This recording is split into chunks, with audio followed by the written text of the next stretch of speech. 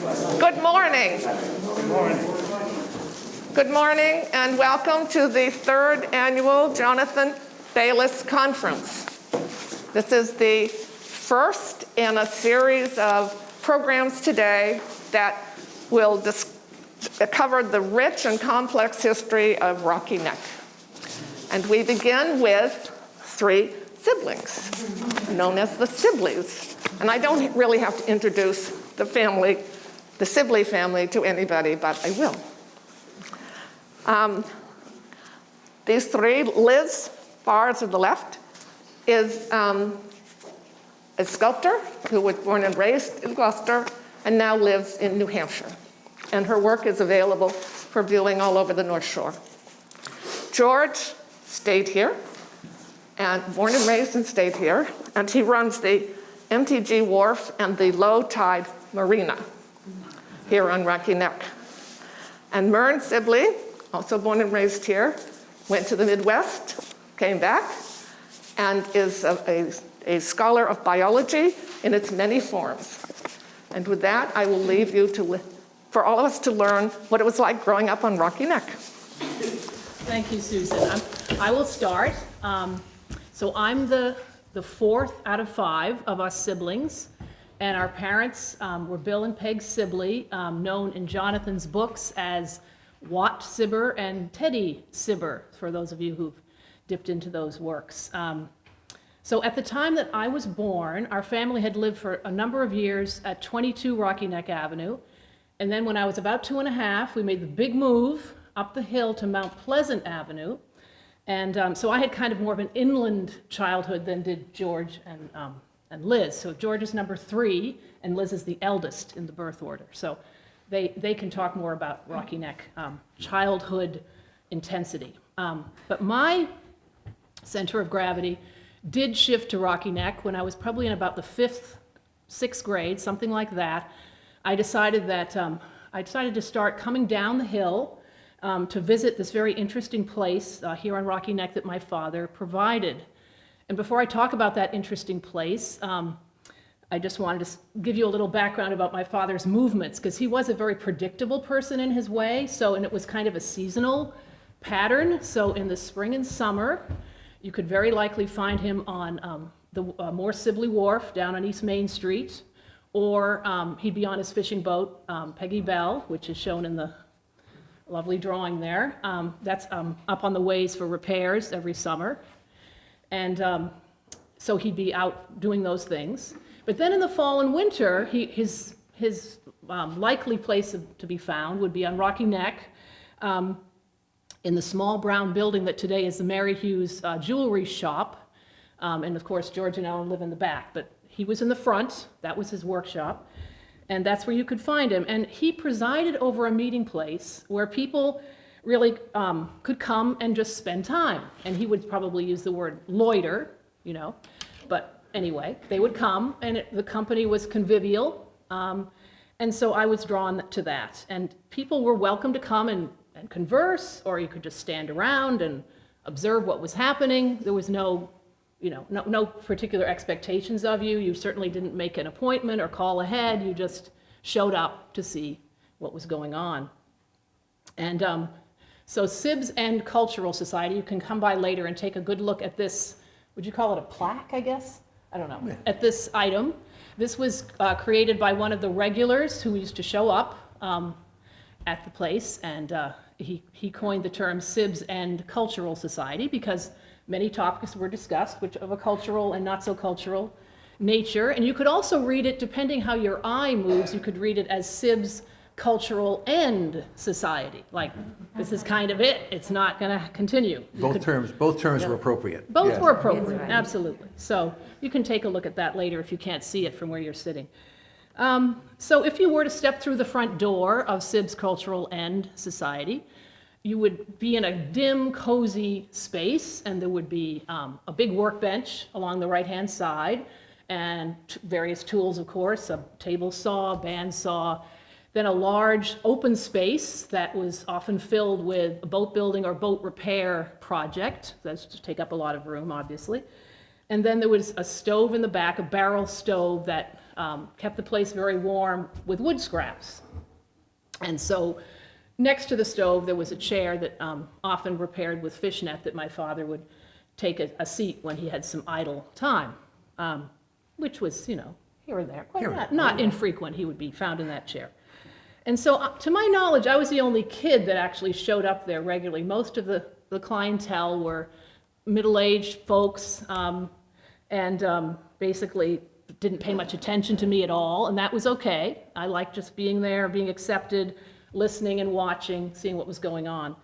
And it was really an assortment of characters. It was people who had regular 9-to-5 jobs who would show up after work to see what was happening. It would be artists and writers who would show up. It was various people who worked on the water in some capacity. So it was a good diversity of perspectives.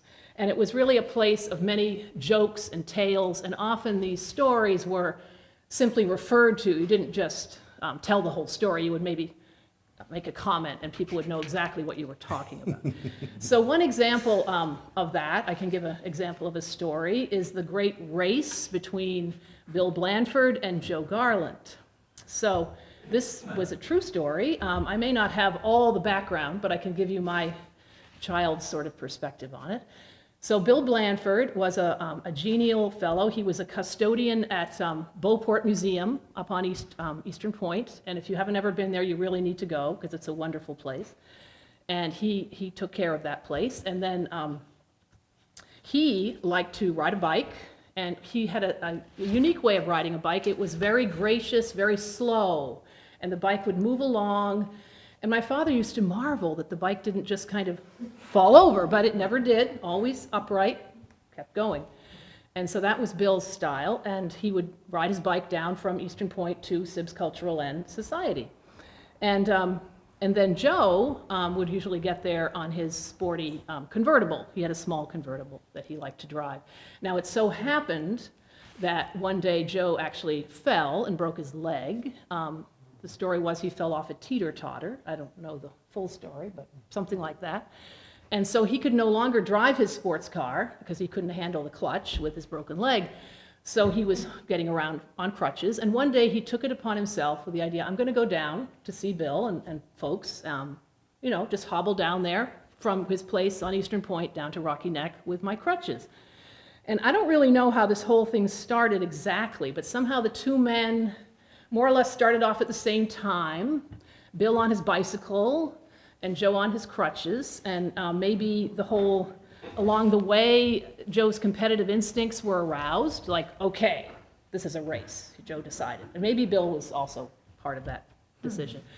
And they basically became a rather suspenseful competition as Joe and Bill rounded the corner and got down to Rocky Neck Avenue, the causeway by today's parking lot.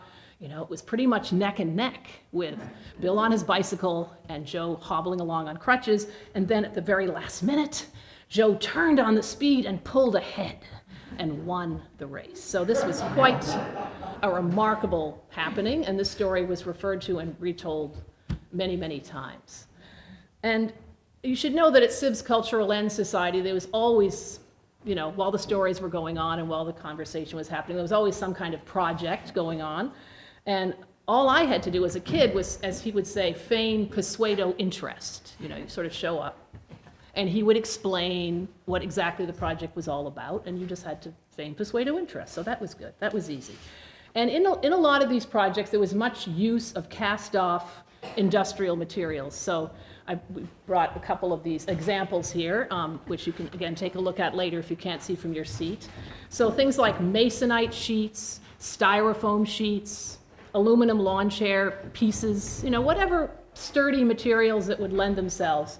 And so the bandsaw would be employed to cut these lovely creatures out of styrofoam. And here they are, 50 years later, still hanging, you know, that's sort of the beauty and the ugliness of styrofoam, right? It's still with us, here it is. And I don't quite remember what the reason was why birds were such a strong, I mean, I was interested in parakeets as a kid, maybe that was why, and he was sort of humoring me, I don't know. But definitely these birds seem to crop up a lot. Yeah. And posterior birds. Giant Yes. posterior birds, exactly, Yes. Grace. Giant posterior. Yes, True. giant posterior That's right. birds. We can elaborate on that. Yes, that is very true. So much of the winter, there was some type of boat building or boat repair project going on at Sibb's Cultural End, and really, I remember two vessels especially fondly. One was a skiff that had kind of a blunt bow, and we painted it brick red. And that skiff, I would row around Gloucester Harbor and have different adventures. I'd go to 10 Pound Island and climb up the lighthouse tower to get that really big perspective on things. Or occasionally I'd go as far as Freshwater Cove, and there was a tower there by the Cardinal Cushing Villa property, and you could climb up in that one too. So it was always good to get a high view of things. And the sad part was that skiff was stolen at some time in the 1980s, and we never did recover it. It just disappeared. And then the second vessel that I was very fond of and saw the whole process of it being made was the beautiful, quirky, small sailboat christened Sublime Submarine. And that was built for Gracie Schraft, who's here today, back in 1968. And that was a wonderful process to see. I saw the whole thing from a pencil sketch on the back of a tide calendar to, those graceful bends of the plywood that he did, to then that smelly, that really pungent coating of fiberglass stuff that got put on, and then finally the gaudy orange and green paint job that made it perfect. So that was a beautiful process just to see, and that vessel is still sailing today, and recently Fran Cleary has fixed it up, so that's great. And one interesting aspect as a kid, and again, there's lots of things when you're a kid you don't really understand how these things happen, was the transformation that happened. So Sibb's Cultural End would disappear every year. So I talked about the seasonality. Well, to get ready for summer, that whole place had to be cleaned out. So all of a sudden, the workbenches were gone, the sawdust was gone, everything was gone and replaced with scrubbed wooden floors and white walls. I never quite understood how that happened, but then Tom O'Hara's gallery would be there, and it was wonderful. So it was a great switch that happened every year. And in closing, I should mention that while my father did provide this great place, it wasn't the only place for people to gather on Rocky Neck. There was also the English bookshop. I mean, he didn't attract quite so many people, but definitely people were welcome to come in and hang out and even look at a book or even buy a book. And also, of course, the establishment now known as Sailor Stands, that had many other names through the years, Peters, Drift Inn, Wits End. That was a definite also gathering place on Rocky Neck. So it's good to think about all these places that brought people together back then.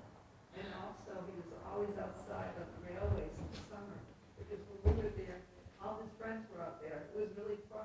Yeah, so he didn't exactly vanish, but the place, yeah, you're right. So there was an outdoor scene, absolutely, yeah. And I'm now going to pass it on to George, who's going to continue on with. All right, I will memories. continue on. And I will try, I've already wrecked one piece of art today. I will try not to wreck another when I stand. My remarks are going to be I'm going to touch on the book a bit and some on Rocky Neck also. A dear friend of mine, Ken Rieff, was also friendly with Jonathan. Some of you may have seen a piece Ken wrote in the most recent Bailiff Society notebook about his experience interviewing Jonathan toward the end of Jonathan's life. As I think in the case with at least some of us, Ken found Jonathan's book somewhat discursive. A number of years ago, Ken told me of buying Jonathan's newest book. Ken then sat down and opened it up to page 1. He read deeply and steadily for over an hour. Then he turned to page 2. I knew Jonathan as a friend mostly of my mother's. They were part of an intellectual coterie here in Gloucester in the 1950s and early 1960s. They'd all voted for Adlai Stevenson, of course, against Eisenhower, and even for Stuart Hughes when he ran against Ted Kennedy for Senate in 1962. They were quite progressive. As I recall, besides Jonathan and my mother, the gang included Charles Olson, Vincent Farini, a young Peter Anastas, Father Smythe, who you'll hear about later on from the oratory up on the hill. Certainly there were others too. My dad, Jonathan's Watt Sibber, was not part of this group. I think my father viewed them with amusement as people removed from the practicalities of life.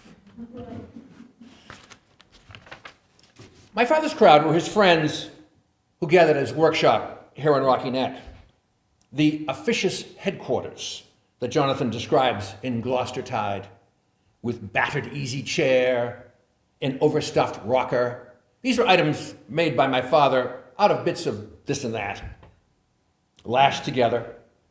Jonathan was, in my observation, only on the fringe of this group. It's telling that Watt in Gloucester Tide is described as the only native marooner among Caleb's friends. A member of Dad's group, the writer Joe Garland, remarked at my father's funeral that my father had time for a fool, but none for a faker. And Jonathan echoes this when he has Watt say of himself, "I may have great regard for the regardless, but I have little use for the useless." One thread of my dad's persona was playing the colorful local denizen, prone, as Jonathan writes, to patently idiosyncratic expressions, springing from some distant Wessex ancestry. Of course, my father was only first-generation American. His father came from England. It occurred to me that Jonathan may have divided Watt's last name from the sound of our name, our family name, and the name of Colley Cibber, who was a 18th century English actor known for playing the malaprop, very much in my father's vein. The other locus of my dad's group was the coffee shop across the street, as Sailor Stans, as Murren has mentioned.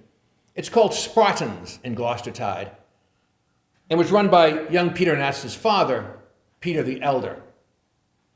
Here they would have coffee and lunch and sit and sit and sit. Rocky Neck was a working class to middle class neighborhood in the 1950s and through the 60s.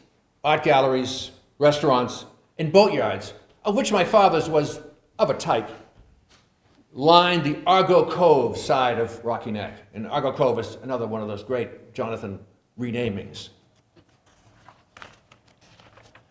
The interior streets were pretty much residential. The paint factory at the end of very bumpy Horton Street, the Rocky Neck Railways at the end of Rocky Neck Avenue, the Rockaway Hotel at the top of Fremont Street, and of course, Peter's Coffee Shop. The art galleries and restaurants added a bit of a cosmopolitan flavor to the neighborhood. The Studio Restaurant, with its piano bar down here, was perhaps the only gay bar in town, though decidedly closeted. The homes on Rocky Neck were occupied by a homogeneous population, Anglo-Saxons, Yankees, I guess you could call them, no Portuguese, no Italians. Though the central part of Gloucester had many, there were very, very few, even in greater East Gloucester. In closing, I'll leave you with a couple of my dad's aphorisms, which no doubt inspired Jonathan. The first, he'd say, with a show of somewhat feigned disgust to either me or some other eager lad, "I've shown you everything I know, and you don't know nothing." And the other is a particular favorite of mine, paraphrasing what my dad was told by a crusty old, hard-bitten fisherman here in Gloucester when my dad was a youngster. He said, "I feel sorry for you young fellas. You got so many years of suffering ahead of you."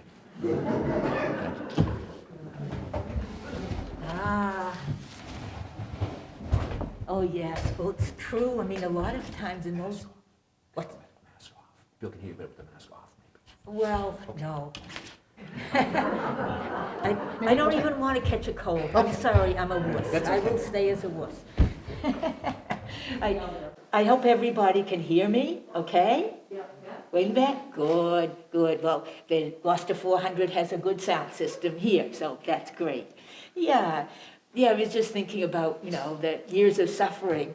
Our father kind of embraced suffering, even when he was like only 40 years old, which doesn't seem that old now. He would say, "I'm over the hump and coasting down the other side." So It's tough to get old. yeah, he was like not at heart an optimist, but he would still see the bright side of things. I mean, it's like he kept going but he didn't live that long. He was dead by 64. So it was a good thing he took his Social Security at 62. So, but I kind of wanted to emphasize how actually I think Jonathan and our father were more friends than we realized. Or Jonathan hung out there very observantly for a long time, in the background perhaps at Sib's end, because a lot of his quotes are very similar in rhythm but not in words, And so I just wanted to read, I have here the text, one of the mighty books. text. Yes, that's right. And this is in Jonathan's last book, the Gloucester book. And toward the end, I haven't read this whole book. Kathy Bayless pointed out to me some interesting excerpts. And this is one where it's a gathering of the power women of the city establishment. There's a city councilor, the wife of the mayor, the head of cultural organization, and they are hosting a lunch for this writer who has returned to Gloucester, who started out as a Gloucester Daily Times journalist and became a New York Times bestseller writer. That would be Kim Bartlett, and he's called Tim here, Tim Scriabin, which is Jonathan's, well, I guess they're not misnomers, but, they're kind of There's some like, connection. yeah, right. There's always a connection. Yeah. He's very good Yeah. with words. And so one of them, Tessa, said to Tim, "Did you come across our sardonic Wat Sibber, the truly rugged individualist?" Tim replies, "Oh yes, the one-man Yankee dragger with his Cabotland water dog. He took me out on a few of his trips and let me steer while he was hauling nets. That's when I met Dogfish face to face." "Oh," Tessa replied, "he had a whole bag of aphorisms, most of them original. Caleb's favorite was, 'It's too early to predict and too late to repent.' Wat liked to tell his highly educated Anglo-Celtic wife, Teddy, that she would be the smartest one in the cemetery. They were both very kind to Caleb when he was out of gainful work and working on his play. Wat used to sit in his rocky chair and tease him for making book, unquote, unquote. But he said it with genuine respect." So that really, it gives it a sense of how, he was friends with both our parents. And of course, we knew he was a friend of our mother. They were both intellectuals and progressive thinkers and all. But our father, actually, he would, if he ever had a chance, he would vote for the Prohibition Party, which I think showed up on the ballot for quite a long time, because he said that was the only way you could make money with a boat. So, because the fishing industry was pretty depressed in those days, the 50s and 60s, and so he was right in that respect. So, but he was always a contrarian in his way. But Jonathan sometimes he takes liberties with names, and also with some of the temporal aspects of things, because the Cabotland water dog, which some of us here would know, would be the big black lab husky mix that was Peggy's dog, and she didn't get him till after Bill died. So the two of them never shared the planet together. But he did have dogs, and just like Jonathan, he was very fond of his dogs. And two of them that he had for many years was who he called Cruddy Beak and Low Dog. And Cruddy Beak was a collie German Shepherd mix that we actually acquired from the Rockport Playhouse when they were had to shut down at the end of the season. And Jeff Rashawn, who worked there, knew this poor dog had no place to go. He was a little puppy, and he'd spent a lot of his puppyhood in a station wagon. So Jeffrey said, "Peggy, take this dog. he didn't ask the owners, he knew that that was the right thing to do. So, of course, Peggy took the dog, and Bill really adopted him, and he was a wonderful old dog. He lived for 17 years, and his real name was Skylar. But he did have this condition that collies have, which is they get like a sunburned nose. And it never would go away. It was always crusty and red, and poor thing. But it didn't bother him. He lived and lived. And so mostly, he often was fed, he and Low Dog, which was what our father called a beagle-eyed bastard, because she was part basset hound, part beagle, and quite low. And so, yeah. And they would both be fed on stale donuts from, I think at that time was probably the Drift Inn. Mm-hmm. Yep. So but they did get regular dog food at home, but Dad loved giving them the stale donuts. But somehow they never got overweight. They just, kept carrying along. But that's the true dog history. So, which is important for people to know, because dogs are important to Jonathan.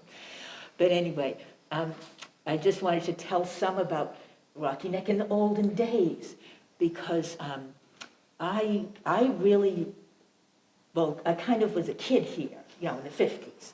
So it was quite different then. There were swarms of children running all over the place, driving the grown-ups nuts. We were only one crowd of them, but we all would play together. Well, there was like two groups, the boys and the little kids. And I was supposed to be with the little kids because I was supposed to, keep an eye. So that was what happened. And sometimes we would get into conflict. But most of the time, they would have their world, we would have ours. I would sometimes join the boys, because one of my best friends had many brothers, and we'd both go. But anyway, our favorite playing places, of course, being on Rocky Neck, were the shoreline, and in the wintertime, all the empty buildings where nobody lived. You could go to the Rockaway Hotel, climb up the fire escape, which was so high and wonderful, make clubhouses under the porches, and then go sledding in the winter on the hill behind there, nice rocky hill. You could get a good run because you weren't allowed on the street. Although we did, Wanson Hill, well, I guess it's back here, that's kind of like that, had a beautiful hill for sledding, and we would take that over too. But it was like, I guess I feel sorry for the grown-ups. They didn't have a peaceful life on Rocky Neck in those days. And then in the summertime, it was such fun, because then the artists would show up, and the summer people, and they'd have kids, and we'd all play together, and we'd have like giant jumble sales, which, we'd make little crafty things with rocks and driftwood and sell them to the tourists. And the tourists were charmed by it, I guess, because we would make some money. It was good. And Susie O'Hara, who's going to speak this afternoon, will tell more about the artist side of things. But sometimes, the artists would get up to shenanigans themselves, because they had this Cape Ann Society of Modern Artists. They were like the Salon de Refusés of the Rockport and the North Shore Art Associations, who were very traditional. And so it was like CASMA for short. And they would have the CASMA costume ball every summer. And it was a marvel of the beautiful costumes the artists would make. Of course, we weren't allowed to go, we were too young. But one morning, we looked out, because we grew up in the big gray and white house there on the corner, up, sort of kitty corner from the parking lot. And we looked out across the street at our father's wharf there, and there was a mermaid caught in the net. My father would hang his nets up to dry there. And so we went across, and she was beautiful. Okay. And there was a sign with it that said, Kilroy was here. And so it was like, that evil Kilroy, because I was just a kid. He kills mermaids and hangs them up to dry. It was horrible. But anyway, I know I could digress a lot more, I guess, about various things. But it is 10 o'clock. But I just wanted to set one scene, which was the water pollution, the horrible situation in the 50s. continuing into the early 60s until the sewer pipe was put in on Rocky Neck, which is how we ended up with that nice parking lot nowadays. That was all part of the shore. But when we played on the shore, we could play happily in like Watson Cove, Oaks Cove. I mean, sewer pipes, every house on the shore had a sewer pipe that ran in. And we knew we shouldn't step on or in front of the sewer pipes. But, we could run all around. But Smith Cove, you had to keep very close to the edge because Smith Cove doesn't get much tidal flushing. And basically, other than like 10 feet from the shore where you could walk, it was black mayonnaise, sewage sludge. It was horrible, and it stank at low tide. But things lived in it. There was like 1,000-legged white worms, and they were like pearly. They were beautiful, but we weren't really allowed to go get them because you could lose your boot. It was just, you would sink right in. So we had to keep our heads down if we were going there. But I want to tell one little story, then I'll quit. Yeah.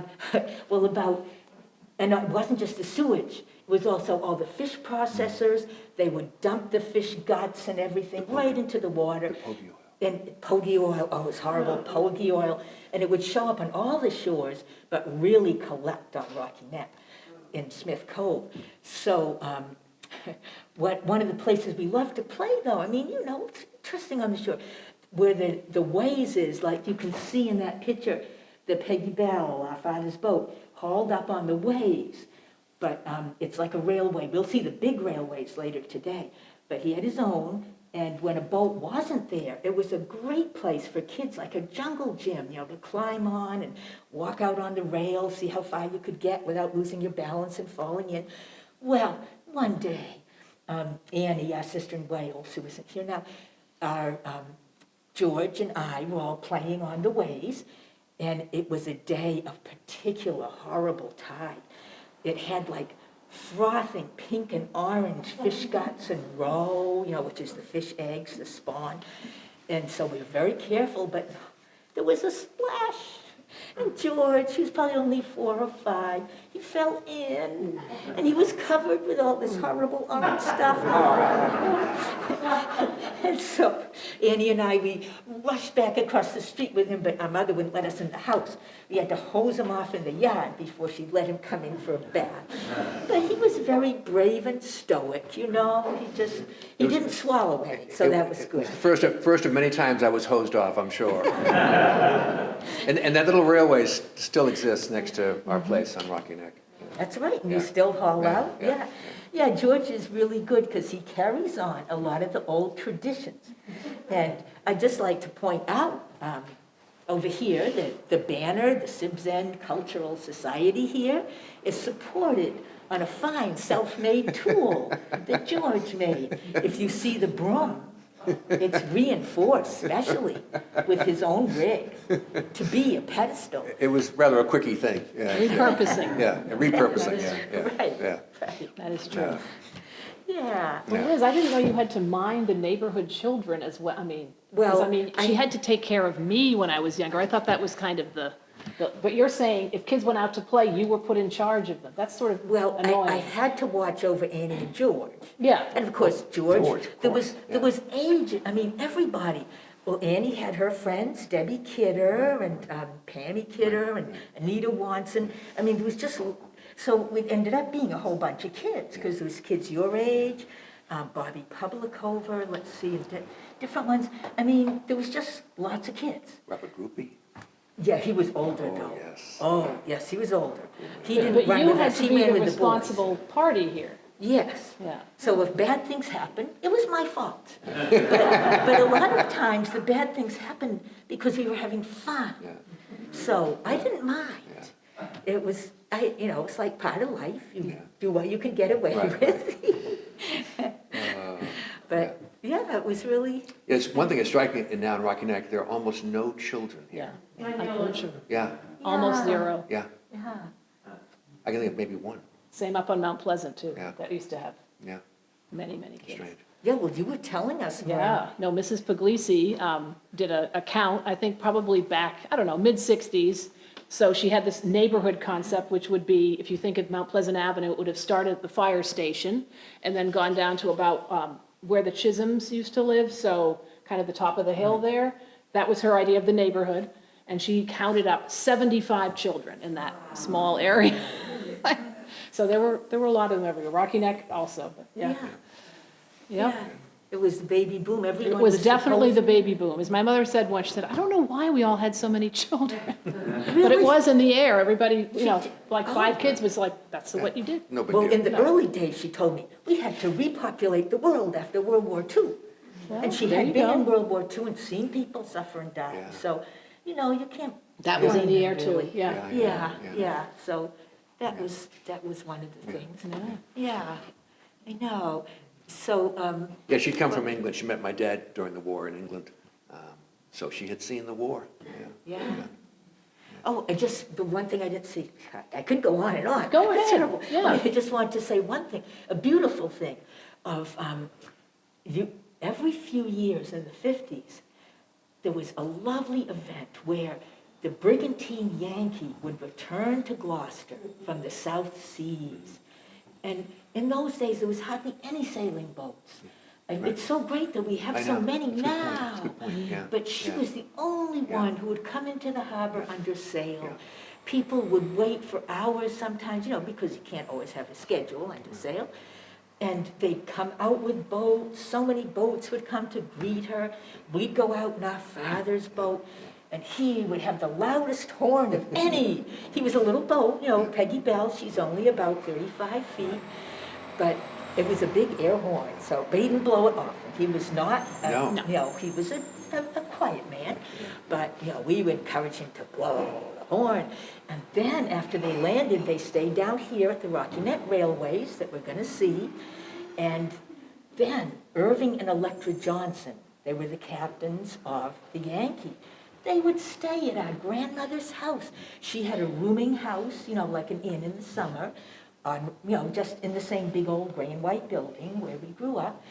And they would stay there. We would feel so special because they would give slideshows of the South Seas in my grandmother's living room.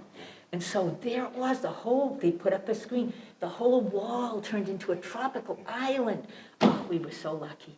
And we could see it right close. Anyway, that was one thing I wanted to say. But, you might remember other things. And I loved, Mern, what you were telling about hanging out there. It's important to have a good hangout, right? Yeah, and going through the whole process of building the sublime submarine. But a lot of the hanging out, our father, he would make fun of it sometimes. He'd say, well, we're waiting for the tide to come or the paint to dry. There was always something, going on very quietly. Yeah, slow process, Yes, slow right. process. And he didn't mind, and he was always there like a rock. He was so trusty. Yeah. So do folks have questions or comments about what, maybe some ideas are triggered in your minds? I remember one thing. Yeah. The railways where the boats come in and out. he used to Next to the grease house, it down up. here. Yeah. He had this substance called Subco. Oh, Sibco. Oh, that stuff, yeah. Yeah, that he used to put on the rails, Yeah. and I know He also painted the side of the house. Right, I remember that. Old motor oil. Yeah. Absolutely. He was a Yankee, like I said. He was a Yankee. Yeah, it was really Yeah. fun. Yeah, leaning on the house, not a good idea. No. No. Yeah. Any question? Joe Garland and I are pretty good friends. I visit him a lot in his house, and he told me about when they operated the railway, we're actually hauling out the Peggy Bell. The one right here, Tom. That the capstan was across the street in front of the gray and white house, and the wire would go clear across Rocky Neck Avenue. They had to stop the traffic Right, during the process. In the early days, And yes. It was like a big Yeah, a big show, Right. a big do. in the early days, yes, yeah. So And, Joe Garland was very tight with your guests. they were Yeah, best friends. They were very Best good friends, friends, yeah. yeah. He's a great guy. Yeah. Wow. I know, it was so funny. I don't know, it's like, oh, well, as kids, we didn't know that we knew anyone on Eastern Point. Eastern Point was another world. we would just go there in the winter and trespass and explore the estates where no one was there. But one day, our parents went to a party on Eastern Point. And, it's like, oh, I didn't know they knew anybody there. And it was at Joe Garland's. But then when we drove by, Dad, there was a boat, sort of a boathouse in the yard that you can see when you go by. Yeah. And, but then the beautiful, big, old, grand house. And Dad would point to the boathouse and say, look, when the owner comes back, Joe's got to live there. So it's like he was kind of playing on our disbelief. When the owner comes back. Yeah. I But- remember one other funny thing, my father always had a boat pulled up in front of the dock, Yeah.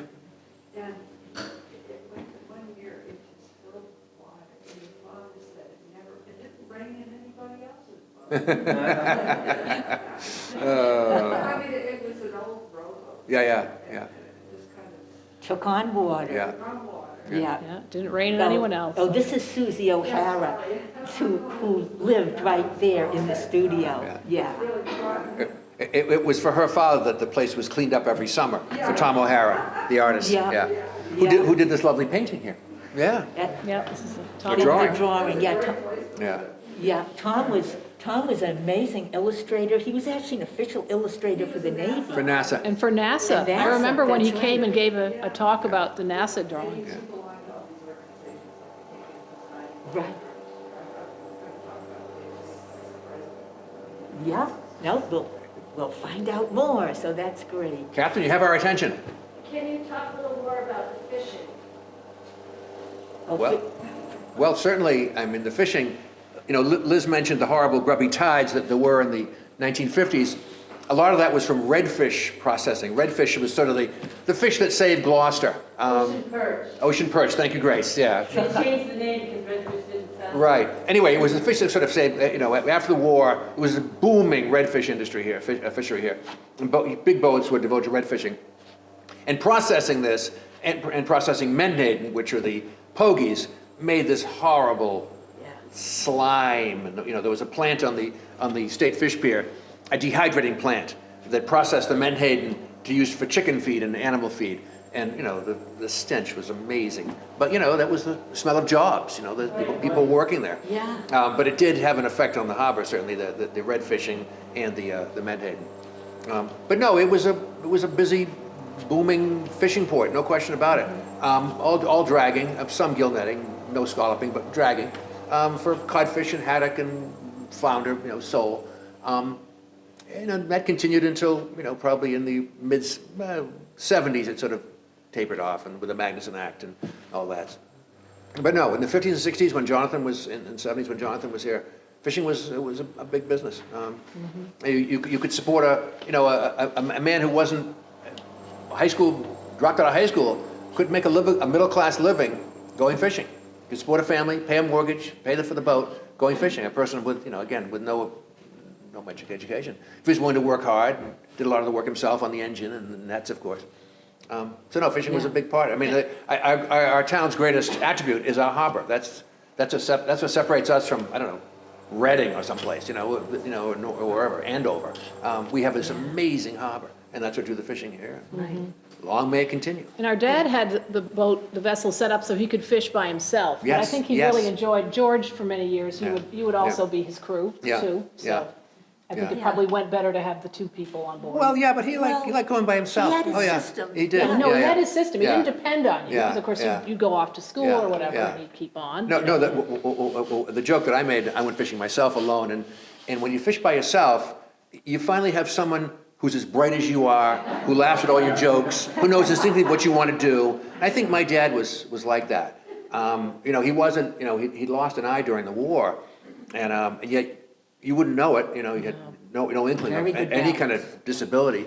And he was quick as a cat on the boat. I remember once we dumped the net, the cod end full of fish, and this giant haddock came down, hit the deck, and was bouncing overboard, and he reached out like a hockey goalie and just snatched it midair before it got in the water. I was very impressed. Grabbed by the tail like that, bang!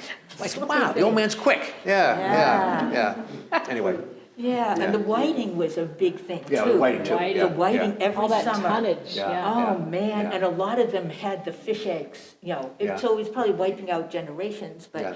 but, year after year Yeah. though, they would catch loads of whiting. And there was that plant you and- worked at in East Gloucester. Yeah, it's all like a parking lot now, the Right. Kingfishers. Right. Yeah, my friend Alice and I, as soon as we were 16, we got our social security Yeah. numbers and went to work down the street, packing whiting. Right. And we had to have rubber aprons and Yeah. rubber boots, and when we got home, we had to hose them all Yeah. off before we could go in the house. It's But- right near where the Americold plant is now in East Gloucester. It was a Yeah. large fishing. but, you felt like you were really part of the town working, so it was a good thing to do, though. It Yeah. did make a big mess. Yeah, yeah.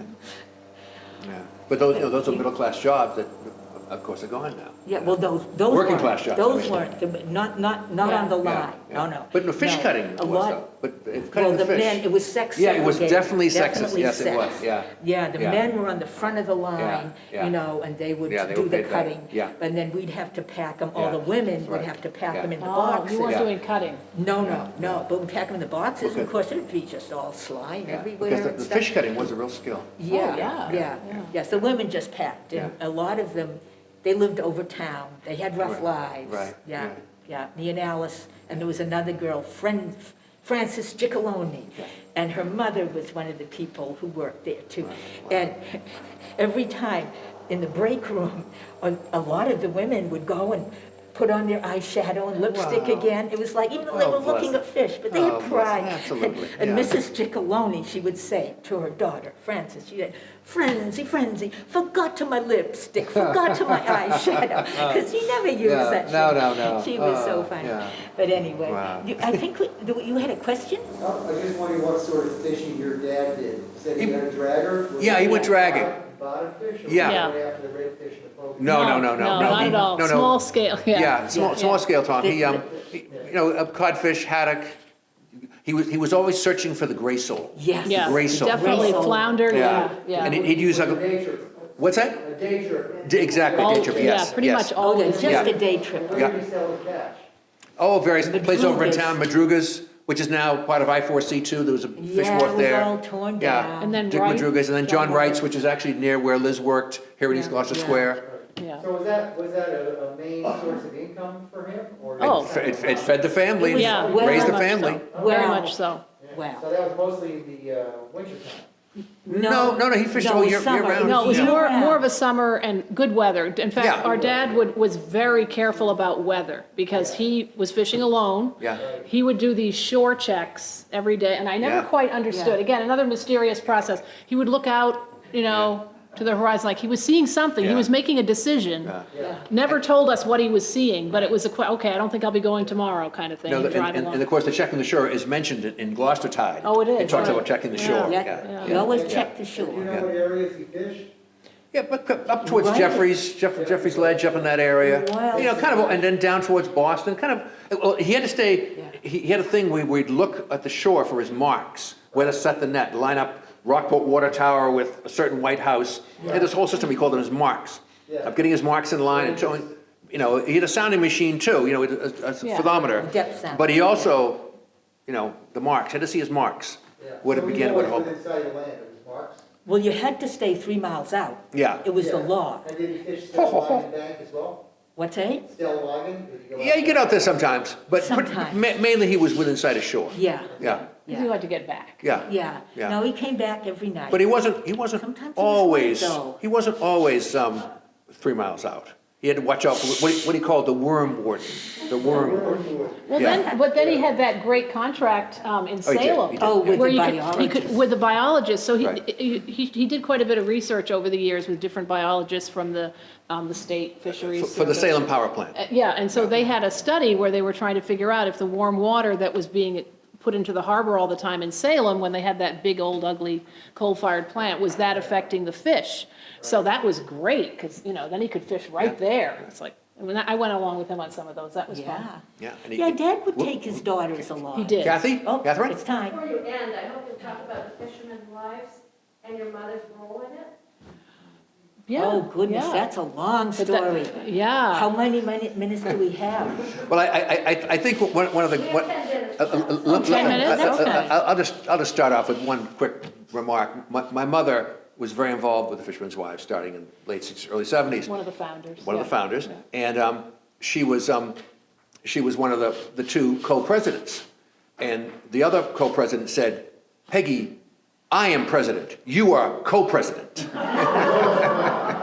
She was a very forceful Italian woman who did amazing work in this town. And Yeah. continues. Wonderful. Yeah. Yeah. And now, George, as I understood, the Fisherman's Wives really got active because of the fish, not oil on George's Bank. Absolutely. That was the the trigger. Oh, I stimulant. think so. Yeah. That I remember. Right, Yeah. right. That's what I thought. Yeah. Because they had this big scheme in the mid-'70s to, open up George's Bank for oil drilling. And that's when the Fishermen's Wives really got active. They put out a cookbook. Yeah, they had and they had a then- national campaign. They Oh, were really, they yeah. went to Washington, they did a lot. Yeah. And it was actually great. This was during the Carter years, right? Right, Jimmy right. Carter. And at one point, I mean, you may not remember, but Rosalind, whatever, his wife, First Lady, was a very active First Lady, and she traveled a lot. And there was one point, you can tell the story, Roger, that she made it to the bottom part of Illinois, southern Illinois, like off the beaten path. And You you, have to meet her and say, we're very concerned here in southern Illinois with your plans for putting oil rigs on George's Bank. she was like, wow, people in Illinois are upset about George's Bank. That's something. Well said, Roger. And she did tell you, she said, I've heard of Georgia, I know about George's Bank, or she give you a little pushback, right? Yeah, I don't know what yeah. she said. Yeah. Great. So yeah, it was, that was the trigger for it, for sure. And, Yeah, yeah. yeah, And then after that was solved, they went on to raise money and have the beautiful Fisherman's Wives statue. That was a long, long and getting health project. insurance for fishermen, I think, was a Yeah, big- yeah, yeah, practical things Yeah. too. Yeah. Yeah. No, it's good. But I did just want to say, even though the fishing industry is generally, very, very sex divided, because there was a big superstition that you shouldn't have women out on fishing boats. Our father was a very bold man, and I went out, and Annie went out, and you went out, Vern, so. Also, he yeah. was one of the very few non-Italians or Portuguese who went dragging. True. There weren't very many, yeah, Yeah. yeah. And so my mother was one of the very few non-Italian or Portuguese women in the Fisherman's Wives, which is a little Yeah. interesting for her, yeah. Well, it's good. She loved culture. That's culture. So, yeah. But it's sort of like, on the whole, I mean, you had asked about whether, it wasn't entirely the fishing income we lived on. Because Truth be told. losing it, our father was so lucky. He lost just an eye in World War II. He could have been in D-Day and died totally, because he was in England training for it. But he lost an eye by being hit in the dark on his bike during the blackout, because people had to drive without headlights. And he almost died from that, brain injury, but it was before he was shipped off to D-Day. So he was so lucky. And then he could get veterans' benefits. They weren't huge. No. But it They was were regular. wonderful. It was They a were regular check. related to the children. So he could have more children and get a little more. It wasn't a huge benefit. So is that- I don't think it was Is that that big. what drove them to have a larger Maybe- family? Maybe that's why they all had so many kids. I'm a veteran's benefit, am I? Yeah. It was wonderful what they did, but unfortunately, it was almost entirely, I think, for the white veterans, because the black veterans, they didn't get education, they didn't get the mortgages. So, we've got a lot of reparations in this country to do, but that's another subject. But it's like, it's not, the fishing was certainly really important, but Dad would be proud that he didn't have to go on social, which most fishermen had to do in the winter. Or unemployment. Yeah, well, they called it social. Yeah. The House of Gold. Go on social. To go to the Yeah, House of Gold. Right, Yeah. that's right. Yeah. He didn't have to Yeah, do he that. definitely because got us through the winter, He had the yeah. veterans benefit, so, yeah, hey, it's life, yeah. But maybe we should end up on that's sort of a positive note that, It is. Well, it's kind of a Zen thing, right? As you say, you have this terrible injury, but you're lucky, Yeah. Yeah, that's a good point. Oh, he was yeah. always a lucky man. Yeah. Even He when was bad lucky. things He happened. was a lucky man. Yeah, he was And he was lucky. particularly lucky in his wife. Yeah. Oh, yeah. Oh, totally. Yeah. He'd be the first to say so. Yeah. Yeah, even though he mocked about her being the smartest in the cemetery. And he'd always talk about outliving his widow, very ironically. of Well, course. he would always say, I am known as Peggy's husband. Yeah. Peggy's husband, That's yes. right. Because our mother was very active in Right. local politics. She was on the school board for a while. Yeah. So, any more questions? Do you remember if Laura Tompkins came in with a Wanderbird around the same time as Johnson?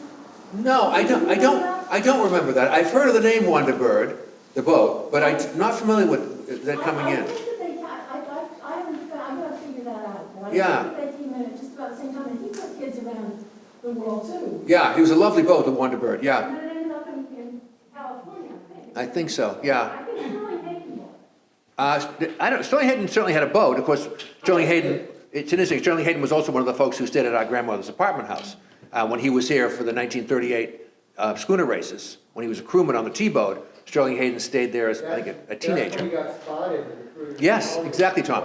Yes. He was a topless man. Yeah, he was, on the T-boat. Yeah. Wanderbird, I think, was his boat, Yeah. down in California. Well, his book was called Wanderer, Sterling Hayden's book, yeah. Oh, Wanderer. Wanderer was the name of his book. I think Wanderbird, if I'm not mistaken, was here last winter or the winter Yeah, before. it may have been. It's here now, I think. It's here now? Or was here last week when I was paddling Last week, around. because I was sailing my sunfish around in the wintertime, Wanderbird was there. Yeah, Yeah, Big steel, I think a double ender, yeah, about 50, 60 feet. yeah. oh, it's quite grand, Yeah. yeah. Yeah, but I don't remember, I mean, the Yankee was the big thing, but I guess it's time. No, 3 minutes, Okay. 3 minutes, 3 minutes. Oh, 3 minutes. Oh, Yeah. well, okay, the Or small less. print. The small print. Thank you, Sandy. Okay. Yeah, yeah. Yeah, I anyway. guess people came to stay at our Yeah. grandmother's because our grandfather worked at the Rocky Neck Marine Railways. So she had the nearest place. So maybe he told them, oh, I'll go down to my wife's Yeah. place. He if might you have need a been, place he to might have stay." helped her get some It business. could have been the Yeah. connection. Yeah, Hadn't thought of that. right. Because it wasn't like she did any big advertising Oh, or no, no. anything. and Can't it quite wasn't a- picture that, no. Yeah. It wasn't a grand place, but Yeah. it was comfortable, Yeah.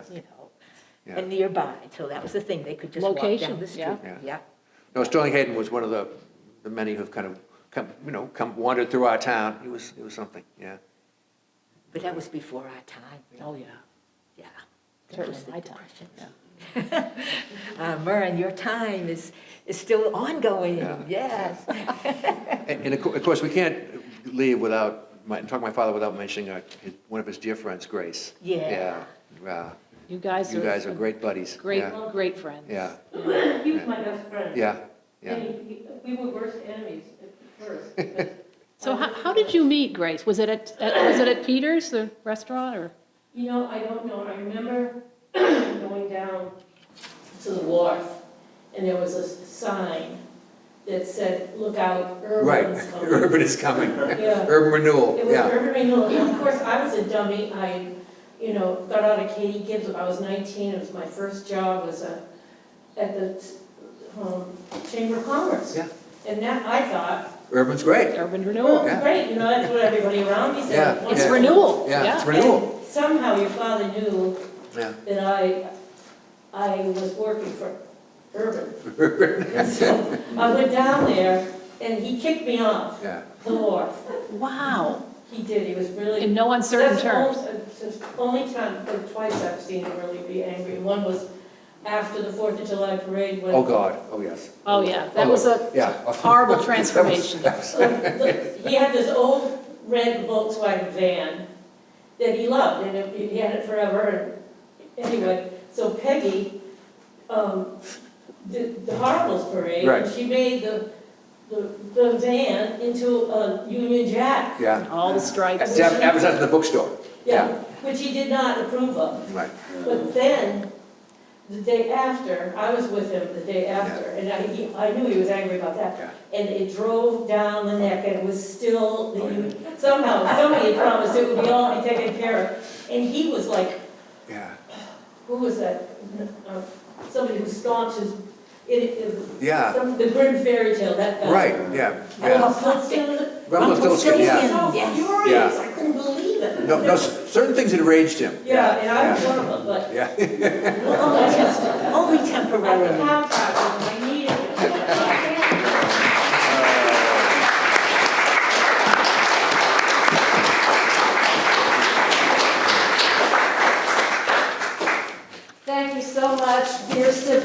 thank you, Catherine, for giving us a chance to Wonderful talk. talk. Yeah.